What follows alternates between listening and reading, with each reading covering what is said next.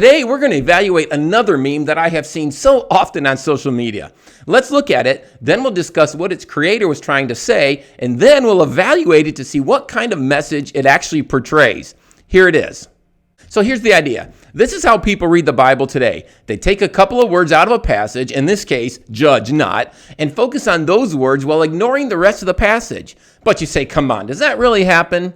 Let's think about this for a minute. Have you ever heard anyone say, don't judge me, or something like that? Usually it happens when someone's doing something that's wrong and they don't want to be told that it's wrong. So they reach into their bag of superficial theology, fish around for a couple of random words that came out of Jesus' mouth, and they throw them at you, then stare at you with that silly grin that says, ha, Jesus said not to judge me, so stop it. The real issue here is that the number one rule of hermeneutics is broken. Context. Never just pull out a couple of words from the context and throw them around to manipulate someone into doing what you want. All that accomplishes is it reveals to the world that you have no idea what the Bible actually says because you're too lazy to study it, or in this case, to even read it. To get the whole picture of what Jesus said here, we have to read the whole thing. He said, judge not, that you be not judged. For with what judgment you judge, you will be judged. And with the measure you use, it will be measured back to you.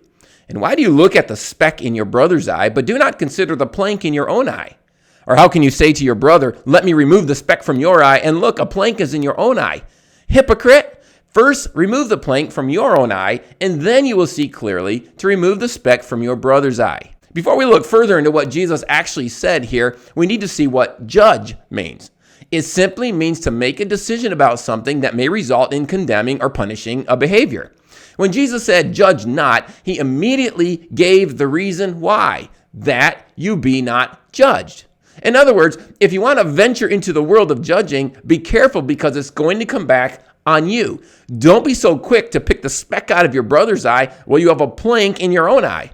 By the way, isn't it interesting that Jesus said, judge not, and then immediately goes on to tell us how to judge? If you're going to judge, first make sure you're not guilty, then you can see clearly to help someone else. When people say, don't judge me, this is what they simply mean. Don't tell me I'm sinning.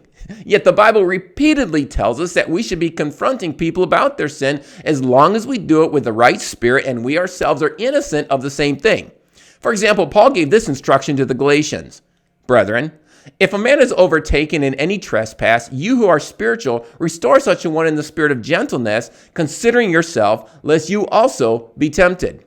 So if you see someone in sin, you're supposed to do what? Ignore them and let them go on in their sin and get punished and then laugh at them? No, you're supposed to come alongside them, point out their sin, and get them on the path to restoration. And guess what? That's judging. We all judge others every day. When you got mad at that guy for cutting you off in traffic, you were judging him.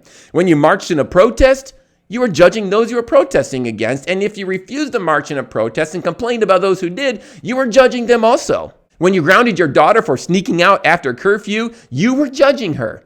So stop judging and let everyone do what they want. After all, that's what Jesus said, right?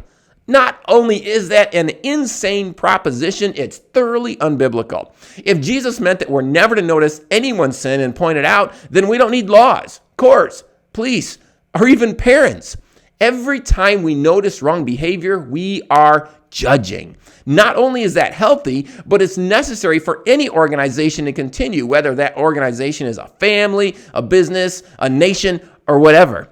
Jesus was teaching that if we're going to be pointing out the sins of other people, we need to make sure that we are innocent because we will be held to our own standard. So, back to the meme. The creator of this meme understood that focusing on two words and leaving out the rest will lead us to the wrong interpretation and therefore a disastrous application. So, how do I judge this meme?